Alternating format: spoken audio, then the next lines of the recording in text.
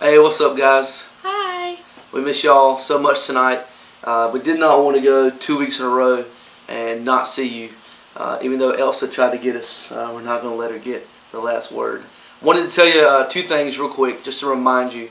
This Friday night, Triple S has a club called the Help Me Club, and they're sponsoring a youth rally, which will actually be held at Temple Baptist, which is in Selma. This Friday night from 6 to 9. It's free student rally.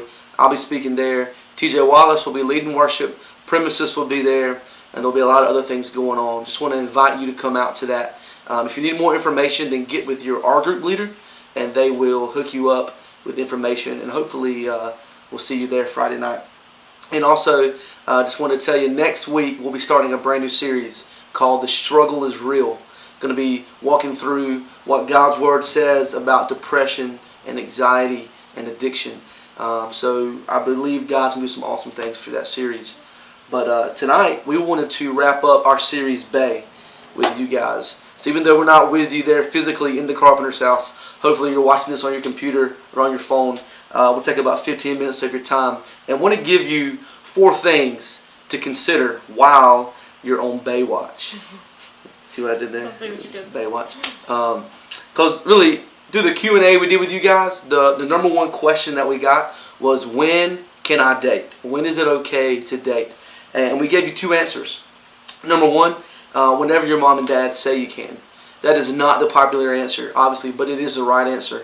Your mom and dad are in authority over you. You live in their house. They brought you into this world, right? So whenever they say you can date, that's when you can date. But then also I gave you an answer that a lot of you kind of perked up on and didn't really understand, which was you can start dating when you're married.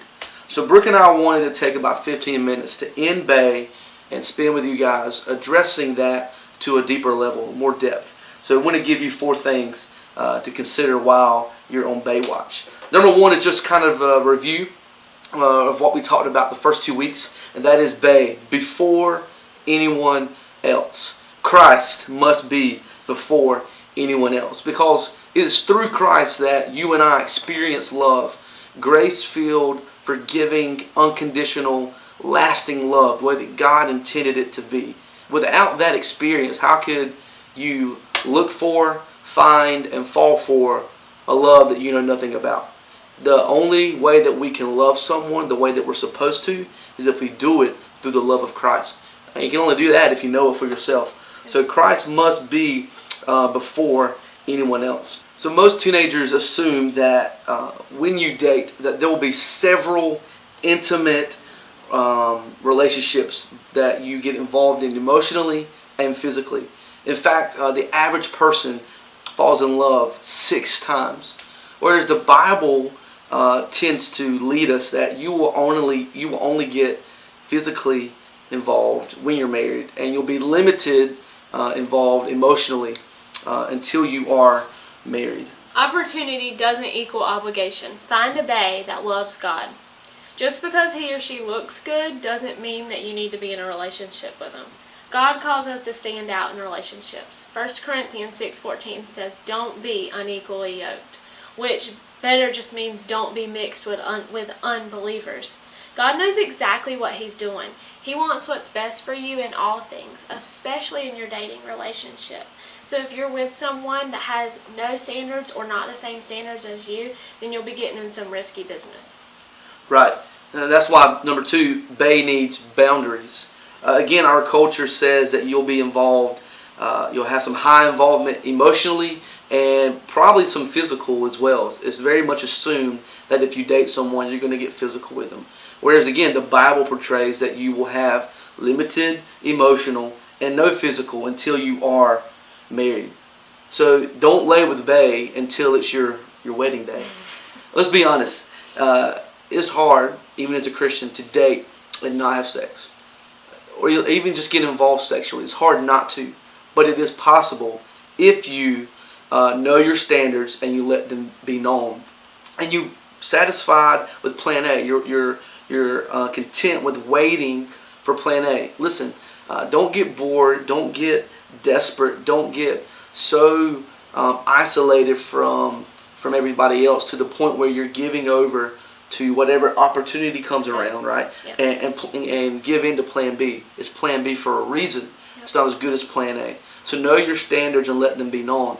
And guard your heart. That's something you hear in church all the time. I just want to guard your heart, right? I want to guard my heart. But why is it that we know how to guard our possessions?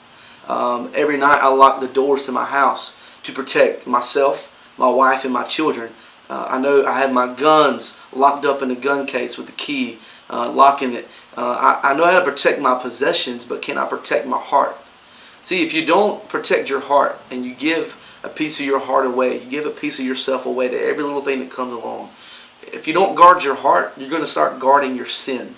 And that's not a place that you want to be. And just know this.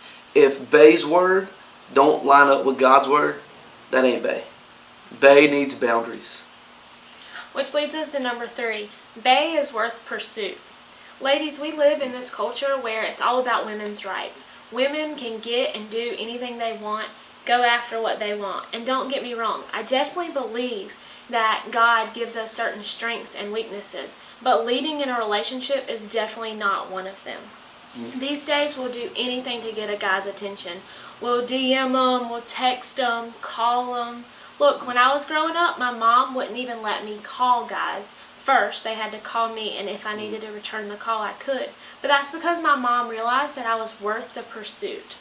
And while we're on boundaries, if he's not willing to go through your dad to get to your heart, then he's certainly not willing to go through God's. That's good. And the last one, number 4, is don't let Bae take you away. Again, there is this assumption that when you start dating, you're going to be spending a lot of time together. And most of it alone. Where again, the Bible is solely built around spiritual accountability. Not just in your relationships, but in every aspect of your life. Essentially, this is what I mean. You got to have someone that loves Jesus and that loves you, that can speak into your life. Don't run away from them. If you find yourself defending the person that you're trying to be with against someone who loves you and loves Jesus, that should be an automatic red flag. And again, why is it the norm for you to start dating someone and then you dropping everyone that you've done life with up to this point? All your friends, your church, God, even your family. We're so quick to turn away from them. Don't let Bae take you away. Do not let Bae take you away. Have boundaries with Bae. Bae is worth the pursuit. And before anyone else, Christ must be Bae. Christ must be before anyone else. So basically everything that we just talked about can be summed up into these 2 statements. See, growing up, I had this view on dating, and you probably do too, that dating is all about me finding the right person. But the Bible clearly states that it's about me becoming the right person. You want us to tell you how to find the one, how to fall in love. Well, you need to fall in love with Jesus, because if you don't, the one could walk into your life and they're going to walk right back out, because you're not going to know who you are, or you're not going to know how to love them. The only way you can do that is through the love of Christ. And you have to know that yourself. It's not about finding the right person. It's about becoming the right person. That's right. And number 2, just in everyday dating, intimacy always comes before commitment. But in biblical dating, commitment comes first before intimacy. That's right. So we really hope that these 4 things can hopefully just change your perception and the way that you're pursuing relationships in your life. Listen, those of you who are single right now, those of you who are in the friend zone, singleness is not a sickness.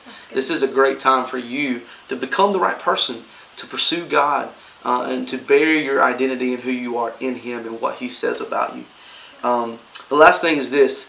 We just want you to hashtag Baewatch, B-A-E watch, after you finish this. Hashtag Baewatch, and one thing that really stuck out to you, just so that we know that you watched this and got something out of it. But other than that, we love you guys so much, and we will see you soon. Good. Say bye. Bye.